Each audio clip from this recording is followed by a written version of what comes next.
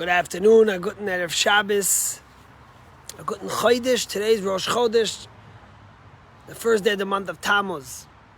It's a very special Shabbos this week because Sunday is the 27th Yartzeit of our dear Rebbe, the Lubavitcher Rebbe, of blessed memory. And the Shabbos before is a Shabbos when we commemorate and we get an Aliyah and we speak and we celebrate the Rebbe and the great revolution that the Rebbe made. You know, I was listening to a podcast yesterday when Chief Rabbi Jonathan Sachs of blessed memory was being interviewed on the Jim Ferris show. I think it was his last one, about his book Morality. And the guy was trying to ask him, what's the difference between a Rebbe and a rabbi? And he says that when he first, and he explained how a Rebbe is a mystic, is a spiritual leader, not just someone who teaches you. And he said that when he first became a rabbi, they asked him the question, what's the difference between a Rebbe and a rabbi? And he said, a Rebbe, there could be thousands of people listening to him. And everyone thinks that the Rebbe is speaking directly to them. He says, a rabbi, you could be speaking to hundreds of people, and everyone thinks you're speaking to the other guy. The power of the Rebbe is to connect to every soul, to every individual, to every human being.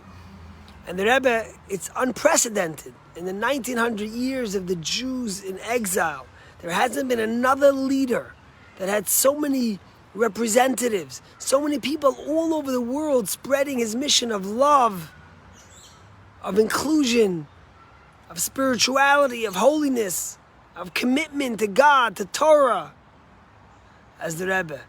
Thousands all over the world. It hasn't been in the history of the Jewish people. And this week's Torah portion is Korach. And the portion begins, Vayikach Korach. And Korach took. And the rabbis say, what does it mean, Vayikach Korach? What did Korach take?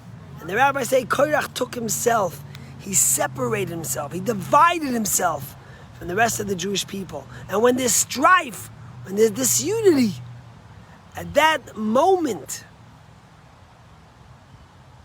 there becomes chaos, there becomes struggle, there becomes hardship. And the rest is, of course, history, what happened with Korach. But we read about one of the leaders that was with Korach. His name was On ben Peles, the leader of Reuven, the neighboring tribe of Korach. But we hear about him in the beginning, but yet later on, when Korach dies, we don't hear about On ben Peles. And the rabbis ask, what happened to On ben Peles? And the rabbis tell us that when his wife heard about the fight between Korach and Moshe, she came over and says, listen, if Korach wins or if Moshe wins, you're not going to be the leader.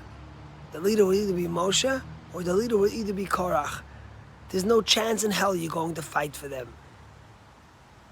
She stood at the front of the door. She got him drunk in the tent that night, and she stood at the front of the door, and she didn't let anyone in. And she literally saved On ben Peles from being killed. The rabbis tell us from here we know the power of the woman. Chachmas nashim bansa baisa, that a woman is able to lift and build a home. But the question is, what's the big deal? She said something very practical. Listen, the fight's not for you. You're not going to be the leader. Why get involved in it? So what's so great that we're celebrating her in such a way? And the answer is that you're right. What On ben Peles, his wife, said is not genius. It's not rocket science. But in time of anger, in the time of discord, in the time of division, when passions are rising high, it's hard to think logical. And the greatness of On ben Peles, his wife, was that she was able to think logical and do the right thing at a moment of chaos. I think about the Rebbe. I think about the Rebbe becoming a leader at the time of the greatest chaos for the Jewish people, right after the Holocaust, when 6 million Jews were killed. And either Jews wanted to leave Judaism or they wanted to segregate and seclude. And the Rebbe took the responsibility to begin a movement of outreach, a movement of unconditional love, of bringing people together, of unity, not Vayikach Korach, separating, but bringing people together. And the Rebbe constantly, might have been thousands of hundreds of thousands of people that listened to him, but everyone thought the Rebbe was speaking to them, to specifically to them. I had the merit of growing up at the Rebbe's feet and spending so many Shabbases listening to the Rebbe's voice. I was a little kid, and the Rebbe always looked with such love and such devotion to each and every one. May we take this lesson to heart at a time when there's so much strife, at a time when there's so much chaos, at a time when there's so much passion and screaming sides, to think and to do the right thing with love, with kindness, with devotion from one Jew to another Jew.